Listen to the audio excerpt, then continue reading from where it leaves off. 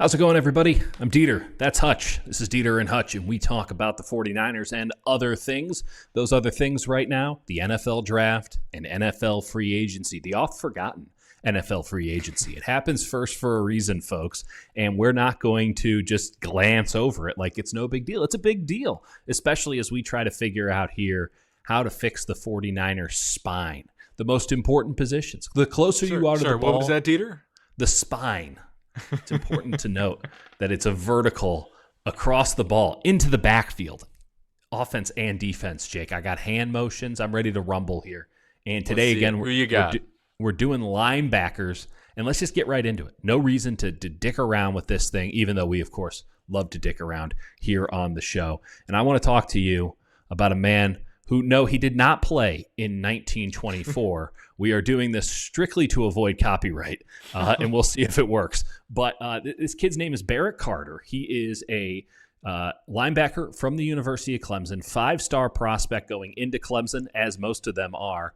And he was a hotshot coming into this season. Didn't do a lot to help his draft stock as a weak side linebacker. I watched the film. I watched 4 or 5 games of this kid at Clemson this year. I don't understand why everyone's down on him. He's going to be a day 3 pick for 49ers for anybody who wants him. I think round 3 is about as early as I can see him going.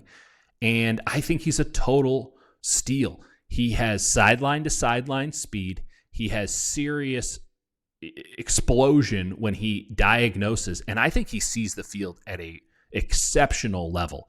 There's a couple of linebackers that I've really been impressed in this class of their recognition skills, but this guy fires at a higher level than all of them. You can see it. And I think this is exactly what you're looking for in a weak side linebacker. You're not converting some kid who was playing on the end and he was mostly rushing in a weird 44 system, and you're not trying to take a Mike and put him on the outside, and you're not converting. This kid played Will in a 4-3 front and was excellent at it. And they were in base a lot. Like, you can play him Sam, you can play him Will. But the 49ers clearly have a Mike linebacker in Fred Warner. They don't need a backup there. Well, they do, but that's not what they're going for here. And I think this kid could be a day 1 starter on a very good defense, given his pedigree coming out of school. I think he's an absolute winner. I'm a big fan of Barrett Carter. This past season, he had 42 tackles, 3.5 sacks. I think he's a really good blitzer. I think he's really solid in the run game. I'll give you the knocks. He's a little undersized, 6'1", 230 pounds, but linebackers get smaller and smaller every year. It just matters on how you play. Really, it is the size of the fight. I think physicality, aggression, like if you don't get injured because you're undersized, but I like what I've seen from him on tape that you show me. But then there's also the issue of not the surest tackler, right? And I think that is what's going to knock him down, because I'm sure he's going to test off the charts, and there's a lot of things to love on the tape. Not the surest tackler. That doesn't bother me so much with a weak side linebacker. That sounds ridiculous. You want all your linebackers to be these great tacklers. They really just need to be people who disrupt, particularly a weak side backer. I just need to see him, and I saw this a ton on tape, sliding under blocks, getting around stuff, going and collapsing in on a play. Second, third tackler, he's elite at that. If he's one-on-one in open space, it's not a guarantee like there are for some guys, but he's always going to be in position, and I think that matters way more than always bringing the guy down. He'll always slow him down, and at the NFL level, there's not a lot of open field one-on-ones. There's a lot of opportunities to slow a guy down, and then there's 4 superhumans coming in to take his head off afterwards. And I think that even with a 49ers defense that has regressed significantly in recent years, this is the kind of player who is exactly what they like to see when they're watching film. He has a lot of Eric Kendricks in him, Jake. And I'm talking prime Eric Kendricks. It's a great comp. And that's the guy that they want. They wanted old, washed up Eric Kendricks this past year. They couldn't get him. What if I could offer you a 22-year-old version of Eric Kendricks right now on day 3? I think this kid's special, and he's clearly got a good head on his shoulders. Barrett Carter's my guy in a not impressive linebacker class, though maybe a deep one. I love it. You had him on your radar first. I like what I've seen from him. Again, size, definite concern. But again, with me, it's like size. Can you overcome that with aggression, tackling form? Again, you said tackling could be a question mark, but I do think you're talking about a day 3 guy, the upside there. I focus on that. Instead of going straight to the draft for me, I'm going to go to free agency. So talk to me. You want to talk about Eric Kendricks? 49ers tried to get him, tried to get they settled for Devondre Campbell after Eric Kendricks. How'd that work out? This is sort of a situation where if they can't bring Greenlaw back, Greenlaw gets sort of priced out of their range. My guy, a guy I've liked for quite a while, Akeem Davis-Gaither. This is a guy who went to App State. So you're going to watch him. This is Jermaine Pratt and then with the Bengals and Logan Wilson. So he was the number 3. But I just think this is a play against Lamar Jackson. This is him taking on Mark Andrews and just an awesome stop. He brings force. He brings athleticism. He brings know-how. I think he's 27, if I'm not mistaken. That's just an awesome play, and that's something that the 49ers didn't have all year. It could be something else. It could be in the $8 million range. I don't know how high it goes. I kind of doubt it gets that high. But for me, Davis-Gaither's a guy that understands how to play the game, has the physicality, has the athleticism. You see the range here. You're going to watch. He can get sideline to sideline, and he brings the level of force required in the run game. Look, gets around a second-level block, something the 49ers linebackers struggled with all year long, and then makes the tackle. I just think he's a really, really solid player. And I think for the price tag, I think he's going to be less than Dre Greenlaw, in my view. I think he's going to cost probably $4 million. He's not nearly as proven as Greenlaw is. I think Greenlaw could be anywhere from 5 to 8. So that's how I'm viewing him. Let me tell you about somebody that you already know about, Jake. I love my this guy. free agent signing, Jamien Sherwood of the New York Jets. And it should be noted, of course, that as we talk, Robert Saleh, former Jets head coach, coming to go be the defensive coordinator of the San Francisco 49ers. Sherwood here is 44. This is week 1 against the 49ers. This man took on Trent Williams and lived to tell the tale. Right here, 44. Trent Williams is coming for him. Slides off that. And yes, Sauce Gardner's there. Let me finish that off for you there, Sauce. Sauce Gardner really can't tackle, man. No, he can't. Here he is, 44. I'm coming for you. When he sees, he kills. This kid can move. And I say kid, not in some pejorative. Like, he is 25 years old. He has 4 years of NFL experience.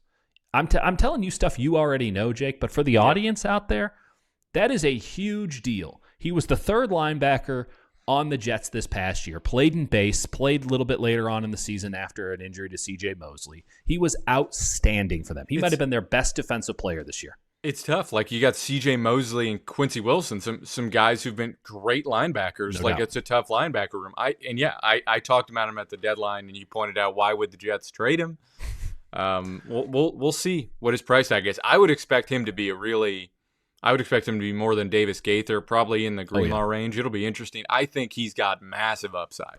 Well, there's something to be said about, and this is the thing, when we talked about the Robert Saleh coming back to the 49ers thing, we said that it'd be a win for Dre Greenlaw because you don't have to convince Robert Saleh how important Dre Greenlaw is. But Robert Saleh also knows how good Sherwood is. So if you're making the play on, okay, we have to give $8 million a year to a guy coming off of a serious Achilles injury to the point where he was only able to play 1 game total over the course of 2 the following year, and we couldn't trust him to stay healthy on the field later in the season? Or do we give it to a 25-year-old who has low mileage, but in the mileage he's shown looks like a Ferrari? That's a pretty easy sell to me. That you go with the guy who, 49ers fans don't know and the 49ers coaches don't know, but your defensive coordinator knows very, very well. And again, 25 years old in an era where you had the COVID year and now JUCO kids don't have that junior college eligibility taken away from them. You're getting, in effect, a 1-year-old player in a lot of senses. There are 24-year-old linebackers, 25-year-old linebackers in this draft class. And you're bringing them in. This kid's got 4 years of NFL experience under his belt, working with Robert Saleh every day during that. He is awesome. He is fantastic. He would be perfect for the 49ers, and I know you agree with me because you highlighted him earlier this season. Dude, I love Jamien Sherwood. He can just fly across the field, and I think the fact that like any linebacker that is even a third linebacker, Azeez Al-Shaair was the 49ers' third linebacker. And they had to lose him. Yeah, they had to lose him. It's something where, especially in the modern NFL, I think linebackers have gotten smaller and smaller, right? And there's become a point where you need to be sideline to sideline, but teams have also invested in their offensive lines now, and they've invested in physicality in a way that's tried to combat that. Obviously, the Chargers, with Jim Harbaugh, are like, we're just going to have Scott Matlock back there. 300 beautiful pounds. He's terrible, but he's large, and he's a beautiful man. I mean, the Ravens, you can say the same thing. Like, they have a 300-pound fullback. 100%. And it works, and it's because teams have gotten smaller and smaller. And I think Sherwood, even though he's a guy that like is not large, like he does have an ability to get downhill and play with physicality despite not being, a Patrick Willis-sized linebacker, which doesn't exist anymore. Well, they do, but think about how rare that is to have that level of athleticism in that frame. So you can have a big guy who's slow but can bring the thump, or you can have a small guy who flies around but is frankly going to break himself playing the game of football. The beauty is finding players that are in the middle, and by the way, I think both of our pro options here fit the bill. Like, Sherwood is not a small guy. Like, the Bengals guy's not a small guy. Like, they look noticeably larger than the Barrett Carter that I suggested. And they're going to be a lot larger than the guy you're about to throw out here. His name is Cody Simon from Ohio State. He's fantastic. Cody Simon, let me just pull up this awesome. This is just a graphic I made, and I mostly wanted to share it with the world because I'm proud of myself. Cody Simon, Ohio State, get up there, 6'2", 225. So again, like he's not the biggest linebacker you'll ever see. He was the 5th best linebacker in PFF grade, 27th in tackles, 49th in sacks, 49th in TFLs. That's through all of FBS. In a big boy conference, by the way. Like he's not beaten up on a bunch of kids in the Sun Belt or in the MAC. He's going up against not just Big Ten, which I'll be pejorative towards the Big Ten, but like those are offenses that are built to be physical. Yeah, so they are, and it's just gotten tougher and tougher. And I think when you look at Ohio State, he wasn't a guy that was talked about a lot, but when I watch Ohio State play, I'm like, number 0 is like crucial. He's everywhere. When you look at Ohio State and you look at what's been wrong with them, they always have a slow white linebacker. I swear to you, like it's been the death knell of them for like, I feel like the last half decade.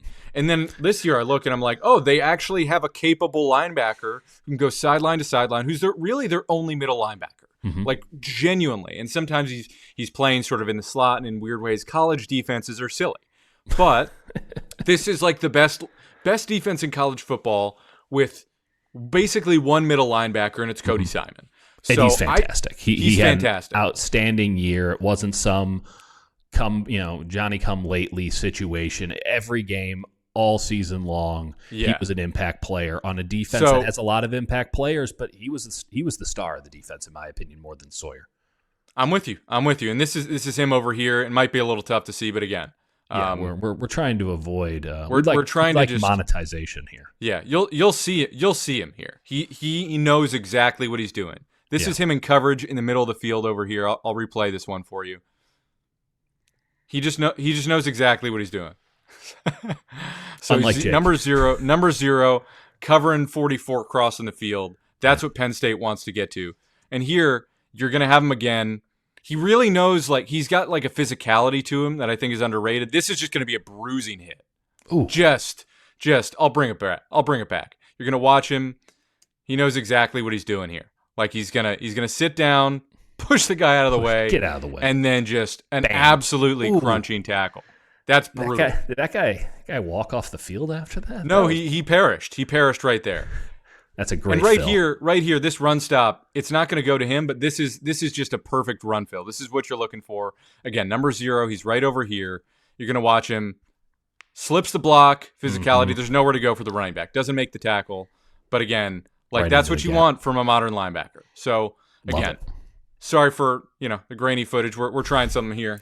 No, the footage is in very high fidelity on our end, but we again are trying to avoid the robots taking. But we're also away our trying to monies. show you what we see, and what I see in Cody Simon is a guy who he has the physicality required to play linebacker. I think 6'2", 230 is fine. I don't think that's damning at all. I see him able to go sideline to sideline, but he maybe doesn't have like elite speed.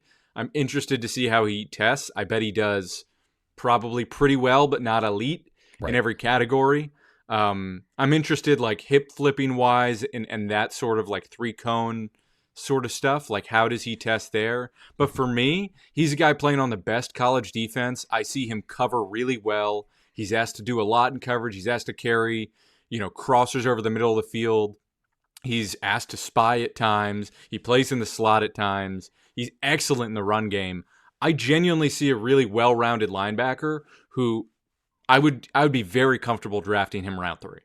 No question. I think we both have round 3 grades on our college linebackers. Real quick, we'll get into a full linebacker breakdown video as we get further and further along into the draft process and after free agency, so we understand the importance not just for the 49ers, but where every team around the league is with the linebacker position going into the draft. But any other names that stood out to you? Jalen Carter is Jalen Walker is a very highly considered. Yeah. He's probably going to be the first one off the board.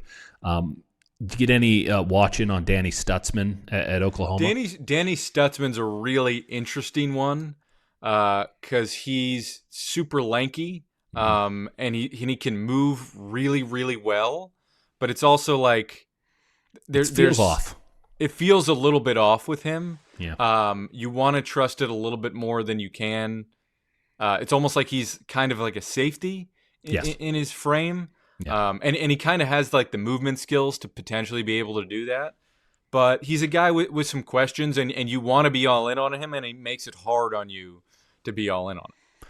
I'll give you another name, and it's a name that you already know, but it has nothing to do with why I'm telling you the name. Chris Paul Jr., the linebacker out of Ole Miss, I found to be very intriguing. A lot of the same qualities I liked about Barrett Carter with the play recognition and the fast trigger, I see in Chris Paul Jr. He's smaller. He's less secure. He's a little bit more tentative on exploding. It didn't pop off, as we all are. Sometimes you get a little performance anxiety. But Chris Paul Jr., as a day 3, probably middle to late day 3 option, you could do a whole lot worse. And I wouldn't be shocked if Chris Paul Jr. was very high on some teams' boards in this process, as in like consider taking him on day 2, because people are going to like what they see and overlook what they don't like a lot more than I guess I was willing to do it. But we have Barrett Carter and Cody Simon. I'm feeling really good about that.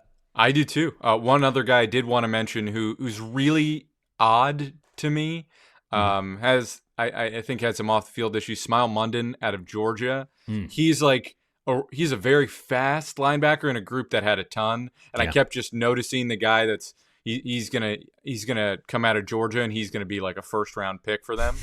But Munden was like not I think next year it's yes, number 3, yes. Yeah, number 3. We are both terrible with names.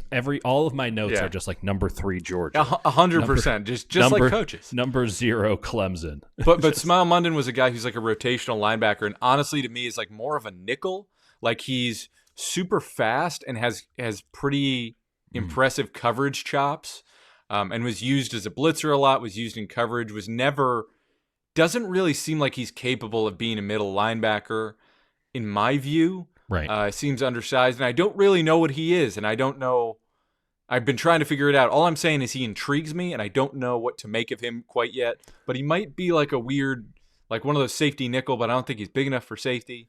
Well, but I already know who your safety is when we do the safety video, and it's not terribly dissimilar. By the way, the name is C.J. Allen. That's who everyone should be tanking for if you're looking for a linebacker next year. Awesome player. He is unbelievable. He's not like the Jeremiah Smith of defense, but this kid is first-round linebacker all over him. He is special. But a lot of other really not a great linebacker class, if I'm being honest. But That's what you expect sometimes. I was really excited about Landry Barton out of Utah because I saw a giant neck photo. Yeah. And then I watched him. I'm like, I don't even know if he's draftable. He's Marlowe Wax. There was a kid I wanted to love Marlowe Wax, man. There's a kid out of BYU who I'm like, I kind of like this dude. Turns out he has retired from the sport of football. So not a great start to our linebacker video. But of course, we will. We're just bringing in a player or two. We're treating it. We call it Sicko Tank. We didn't really keep up the conceit because it was kind of a silly conceit to begin with. But we're doing multiple bits. We're both fixing the spine and doing the Sicko Tank. It was a football little too much dip on the chiropractors chip. And Shark Tank, and maybe there's some intermediate there. Regardless, we'll do safeties next. And if you haven't watched that and you haven't watched our defensive tackle and interior offensive line video, you should check those out. And as the offseason progresses, top 10 boards for the draft, mock drafts, they're all coming fast and furious. We got East West Shrine Bowl this week. We got Senior Bowl this week. We're going to get some practice video ideally. Yeah. We're going to get some stuff. This is when the process really pops off a little bit. Love it. But Love we're in it. Pop off. We're in it, folks. And I hope you're in it with us. And if you're not subscribed, feel free to subscribe. Feel free to become press it down official Sicko. Yeah. And we're going to have some good stuff for you coming. Happy hunting, everybody. Ahead.